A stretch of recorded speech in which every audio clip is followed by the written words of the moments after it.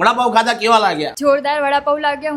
હું ચાંદખેડામાં રહું છું, પણ ખાલી વડાપાવ ખાવા માટે હું ગોતા જતી હતી, અને હવે મને ચાંદખેડામાં જ વડાપાવ આવી ગયા, ને હવે હું અહીંયા જ આવીશ. આખો એસી વાળો કહે ને કે આખું બનાવ્યું છે કે એસીમાં તમે બેસીને વડાપાવ, સેન્ડવીચ બધું તમે અહીંયા ખાઈ શકો. એમની બધું મેનુ તો તમે જોશો ને એટલું ખૂટશે નહીં. જોઈ લો ભાઈ, મેનુ એટલું બધું છે ને કે ભાઈ હવે તમને છે ને ગમે તે ખાવું હોય ને તો તમને મળી જશે. બહુ મસ્ત લાગ્યા, ટેસ્ટમાં બહુ સરસ છે, ક્વોન્ટિટી બહુ સરસ છે, એકમાં ધરાઈ જઈએ. બહુ સરસ છે, સ્વાદમાં સારું છે. જો ભાઈ કેવું તો પડે નહીં, ગોતાવાળા વર્ષોથી છે આ વડાપાવની લાઈનની અંદર. તો ભાઈ ચાંદખેડાના ઓનર છે રવિભાઈ, તમે આ અમદાવાદની અંદર વડાપાવ તો બહુ બધા મળે છે, તો તમને કેમ આ ફ્રેન્ચાઇઝી લેવી છે સિટી વડાપાવની? હું પહેલા ગોતા વડાપાવ ખાવા જતો હતો, તો મને વડાપાવની જે ક્વોલિટી ને ક્વોન્ટિટી સારી લાગી, અને એ અનુસંધાન પ્રમાણે હું ચાંદખેડા પછી જુંડાલ રહેવા આવ્યો, એટલે મેં ચાંદખેડા ઓપન કરવાનું વિચાર્યું. અમારા ચાંદખેડાની પબ્લિકને આ વડાપાવ ખવડાવવું છે.